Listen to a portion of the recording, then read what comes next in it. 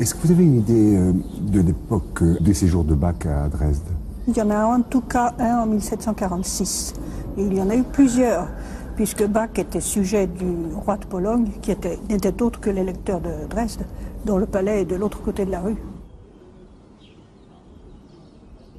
L'orgue de la jeunesse de Bach était un instrument très brillant, dont les aigus étaient extrêmement charnus. Et puis, vers la fin de la vie de Bach, les sonorités deviennent plus moelleuses. Et cet orgue-là présente un peu moins de brillant que les orgues d'Allemagne du Nord.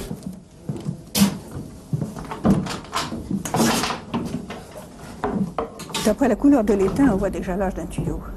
D'après la façon dont le bois est travaillé, on voit aussi l'âge d'un tuyau. Chaque facteur d'orgue aussi a ses petits trucs personnels. Et très peu les dévoilent, leurs trucs personnels, ils les gardent pour eux-mêmes. Je pense que c'est un instrument que Bach a dû jouer. Oui, c'était à l'époque où Bach et Silbermann étaient en bons termes. Et certainement, Bach est venu jusqu'à Röthen, nous ne sommes qu'à 10 km de Leipzig. Quand on arrive en Saxe, ici, une région qui avait été dévastée par la guerre de 30 ans, on s'aperçoit que du temps de Bach, il y avait beaucoup moins de marchands riches qui subventionnaient les instruments. Et les instruments sont plus petits, parce qu'on n'avait pas assez d'argent pour construire des énormes instruments comme ceux de Hambourg ou de Haarlem ou d'Amsterdam. Les écoles de facture d'orgue étaient d'une très grande qualité, aussi bien en Allemagne moyenne, en Allemagne du Nord et en Hollande. On trouve les beaux instruments dans des régions où il n'y a pas eu trop de guerre et pas trop de révolution.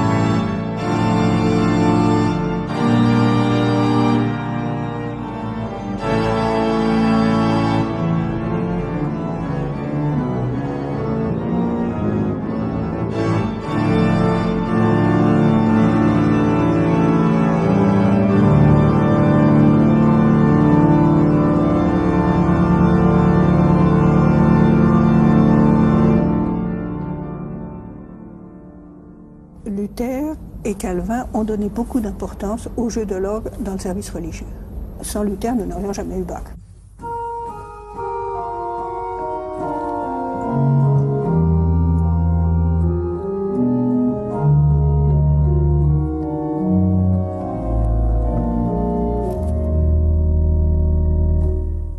Et cette basse invraisemblable supporte des harmonies toujours changeantes. Oui, visiblement, là, on n'a plus du tout à faire des improvisations. C'est quelque chose qui est très volontariste. Extrêmement pensé.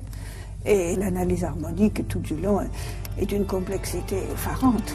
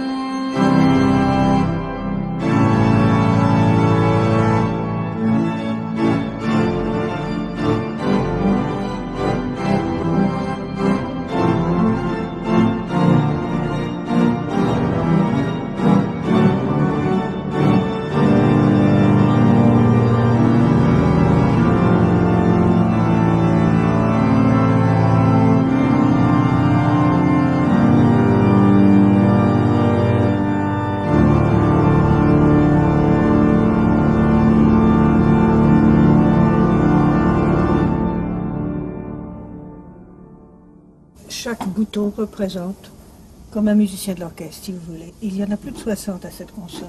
Et c'est ce qui est très beau à l'orgue, c'est le sens de la couleur, et c'est ce que nous appelons l'art de l'enregistration. Et voici une voix humaine. Voilà, que je peux faire trembler éventuellement. On dit que ça imite la façon de chanter des gens qui étaient à l'église.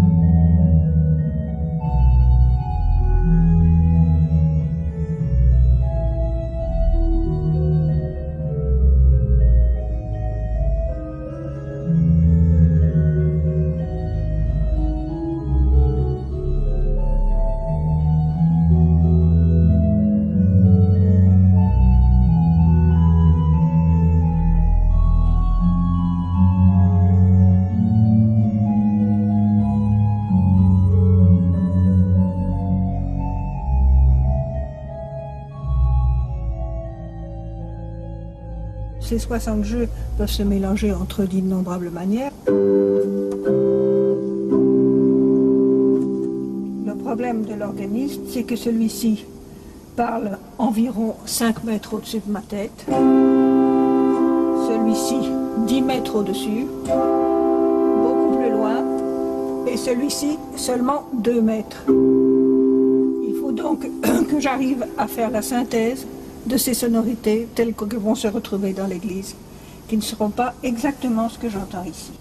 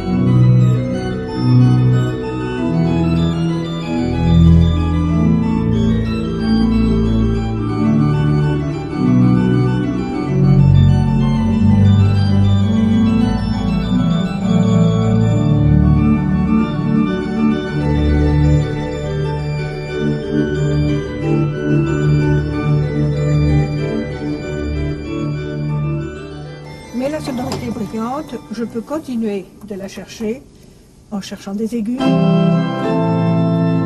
supprimant les graves et en ajoutant des jeux que nous appelons mixtures, des jeux qu'on mélange. Je peux timbrer ces mixtures avec une tierce.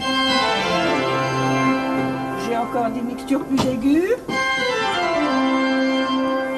Et maintenant, je peux combiner les claviers entre eux par des petits systèmes qui me permettent de les tirer, de les faire marcher.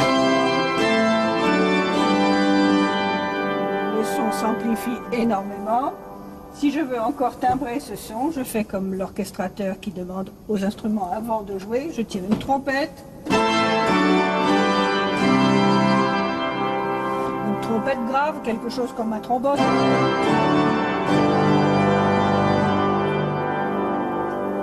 Ceci, c'est pour le son majestueux et important qui remplit l'église.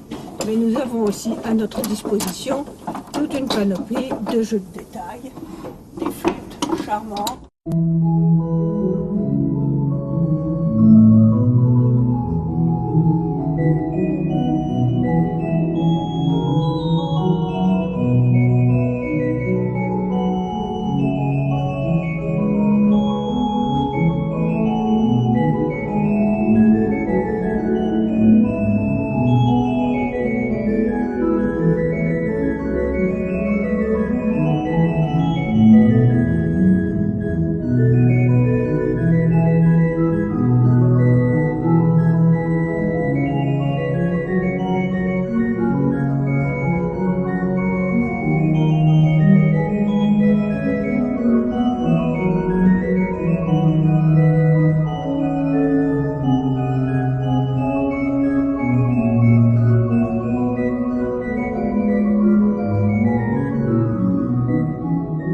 Je peux mélanger des octaves, des quintes, des tierces.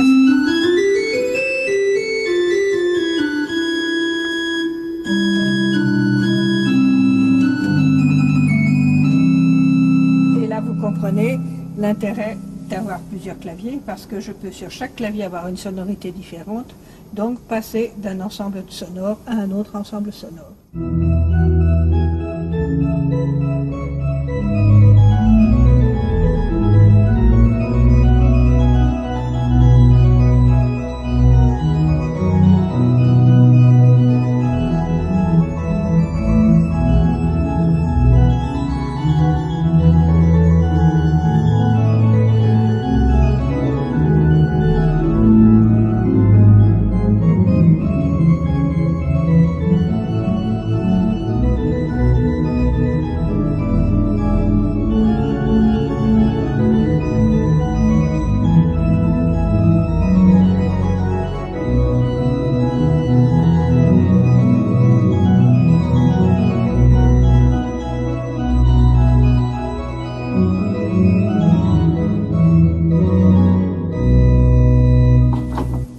On saura que mon pédalier peut me servir aussi pour jouer les basses. On verra que je dispose, moi toute seule, humble petite organiste, de tout un orchestre aux 1000 voix.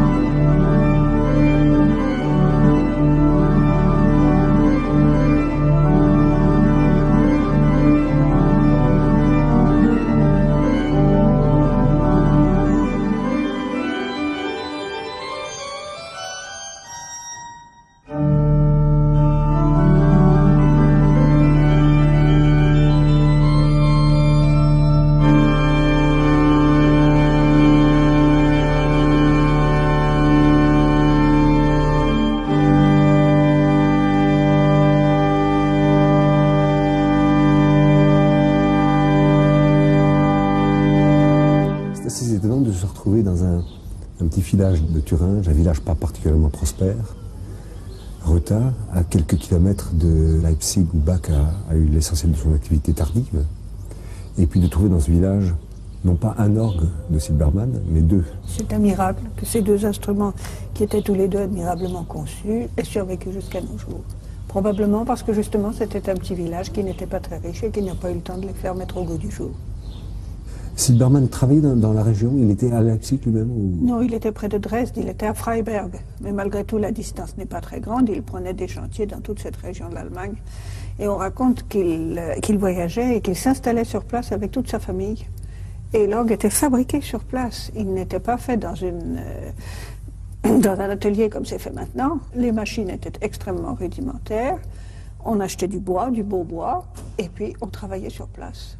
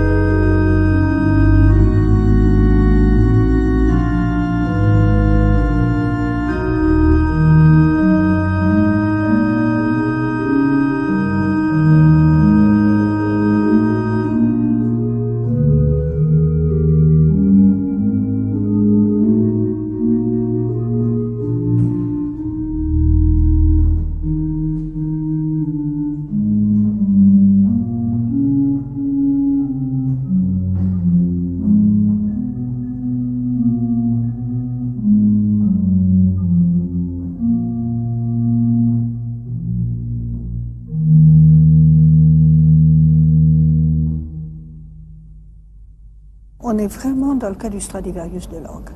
Il y a une espèce de mythe Silbermann qui, grâce au ciel, nous a permis de conserver ces instruments jusqu'à nos jours. C'était tellement bien construit, c'était tellement beau de sonorité que malgré la mode des restaurations, des remodelages, les orgues ont subi beaucoup de remises au goût du jour, la plupart des grands Silbermann n'ont pas été transformés parce que c'était les orgues de Bach, c'était les orgues les plus beaux qui se trouvaient dans ce pays et on les gardait tels quels, on avait du respect pour les Silbermann. Et sur le plan de la qualité sonore, ils ne font que s'améliorer parce qu'un orgue s'améliore toujours avec le temps. Plus un tuyau est ancien, plus il sonne joli.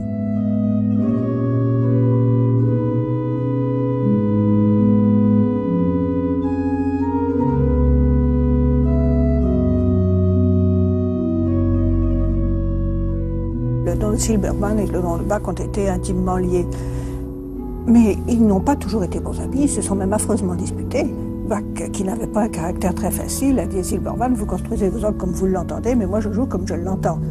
Bach était un expert très au courant de tous les détails de l'instrument. Il s'intéressait énormément à la facture.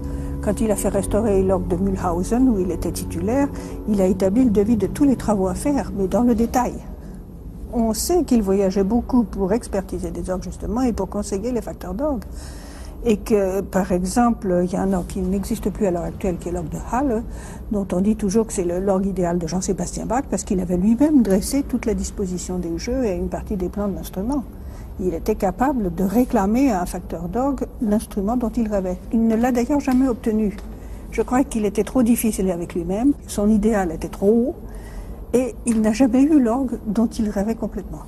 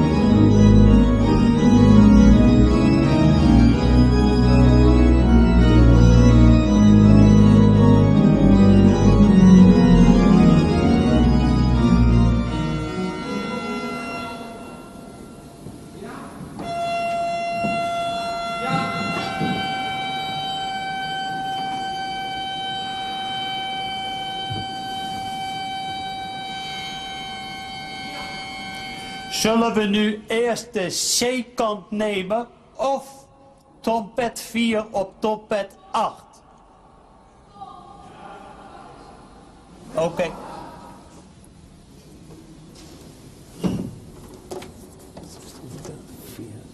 C-kant.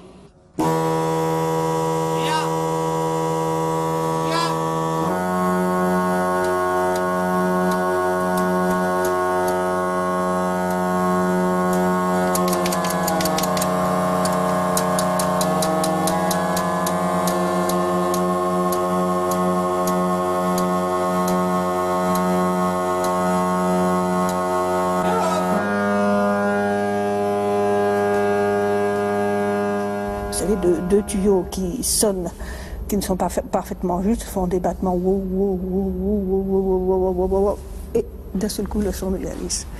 Et on fait ce travail-là pour les 2500, 3000 tuyaux qui sont contenus dans l'instrument. C'est une opération qui est fréquente sur chaque instrument? C'est ce qu'on appelle l'accord général. Ça prend plusieurs mois pour un instrument comme celui-là.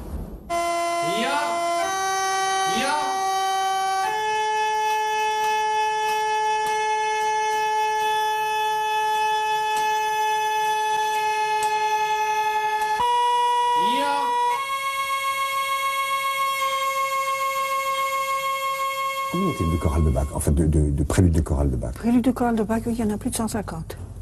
Les chorales nous donnent la clé de son langage musical.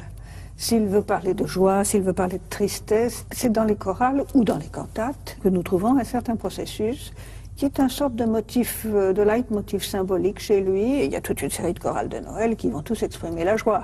Et il y a les chorales pour le temps de la Passion qui vont tous être extrêmement tourmentés, bourrés de chromatisme descendant et d'harmonie douloureuse. Les chorales de Pentecôte, c'est le souffle de l'esprit. Il y a des arpèges frémissants dans tous les chorales de Pentecôte. On a l'impression de quelque chose qui pourrait être presque naïf. C'est naïf, comme l'imagerie religieuse de cette époque-là. Oui, mais en si même temps, vous voulez. l'élaboration musicale est d'une incroyable complexité. Oui, justement. Et souvent, ce motif musical est caché dans une des voix du milieu, personne ne l'entend. Par exemple, ce choral qui s'appelle le jour qui est si plein de joie. C'est un choral de Noël. Comme il est très plein de joie, je vais vous le jouer très très fort, en me servant de beaucoup des jeux les plus brillants de l'orgue, ce qu'on appelle le plénum. Voyez-vous, j'utilise beaucoup de jeux, ces jeux de mixture qui nous donnent des harmoniques. J'accouple les claviers ensemble, ma pédale va utiliser les jeux d'anches, et alors le choral va être au soprano. Il est tout simple. Voilà. Pas plus que ça. Mais alors, Bach superpose à ce choral deux idées. D'abord, la grande descente de Noël.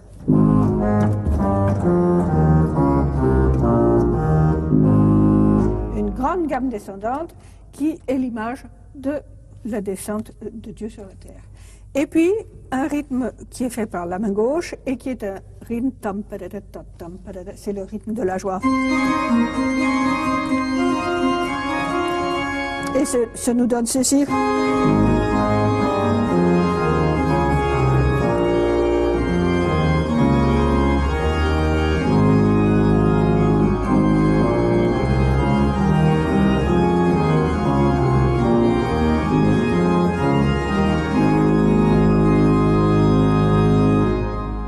Et alors, on trouve aussi ces chorales incroyablement intenses, ces chorales de méditation presque théologique. Vous avez naturellement celui qui s'appelle Ich ruf zu dir, Herr Jesu Christ, je crie vers toi, Seigneur Jésus, qui lui est écrit en fa mineur, une tonalité très dissonante à l'époque, et qui alors est accompagné d'une basse scandée, parce que je crie vers toi, Seigneur Jésus, parce que je suis triste et parce que je suis condamné. Cette idée de la prédestination. Et le soprano sera, lui, orné. J'utilise un jeu qui fait trembler un petit peu le son pour imiter la voix humaine. Et la basse nous fait...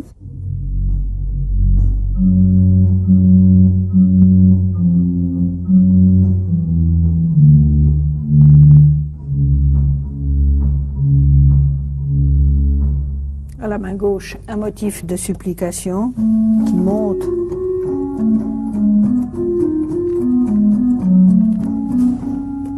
Et le choral orné lui-même au soprano, qui exprime aussi une idée de détresse.